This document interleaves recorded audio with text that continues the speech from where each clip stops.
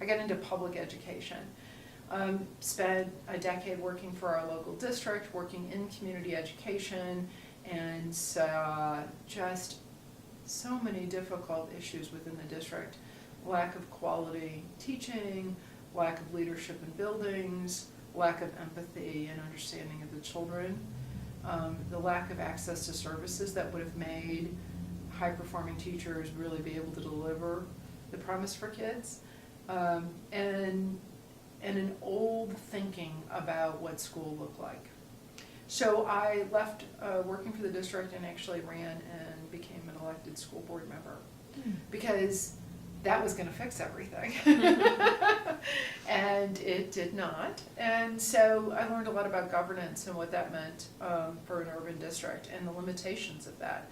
Because you think each way, right? Working in a school, it's the principal. Leading a school, it's the administration. Oh, maybe it's the governance, right? And so in each place that you go, where do we make these corrections to this work? And I keep coming back to the public, keep coming back to the ownership of the community into the directions of their schools, to the directions of whatever they need in their community. So spent 6 years doing that work, and actually charter school law was passed during my time on the school board as part of the desegregation settlement agreement in St. Louis and Kansas City. And I actually worked against the charter school legislation. I did not think that that was, going outside the district was not going to help our district, that we needed more public input inside, that we needed to break open the district, not replicate it on the outside.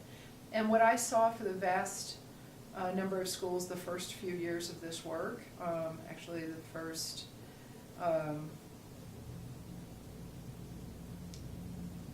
probably 5-6 years of the work was a replication of the district.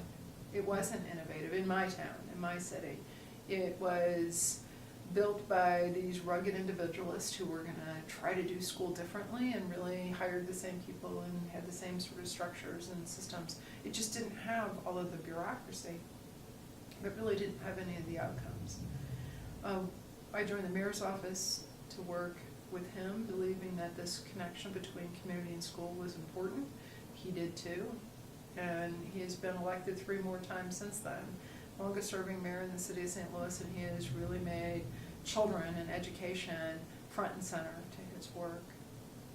And so I joined him to work on education and convinced him that if we embraced the school district, if we would represent the public's voice, the voice of the children, could we work with this district to heal it, to help it advance, to break it open and provide a great place to work for the teachers who needed the things they needed, of supplies and textbooks and the leadership that they needed, and could the families then choose to go to schools that were in their best interest, that met their families' needs.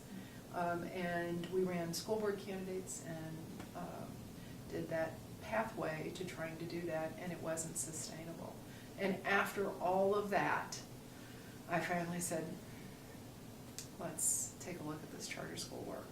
Robbyn, why wasn't that way of making change happen within the district sustainable? What do you mean by that? Well, systems over time, any institution over time, I mean, there is weight in time. You've been around a long time. You have those relationships. You have those systems in place. And even when they don't work well, meaning having outcomes that we desire, they work well in might, in entrenchment, and in power. And when all of us have been through school that looks like that, it's really hard to convince people right? that doing something completely different outside of that system would be better. Mm-hmm. So then at that point you started taking a look at the charter school option. Yeah, what else could we do? I mean, the mayor was pretty clear, we have to get good schools to kids.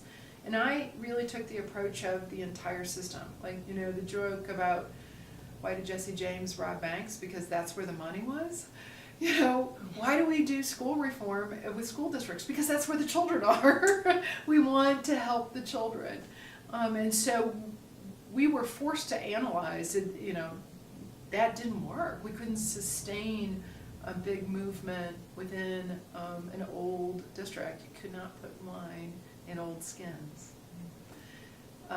Things that we've been told, right? And so what else could we do is go back to that, continue to go back to community, go back to families living in neighborhoods, and what do neighborhoods need? And they need good schools. And so let's try to do this a school at a time, but not in the way that we had traditionally seen that, right? Adopt a school, replace the principal, and then it's still stuck in this big system. So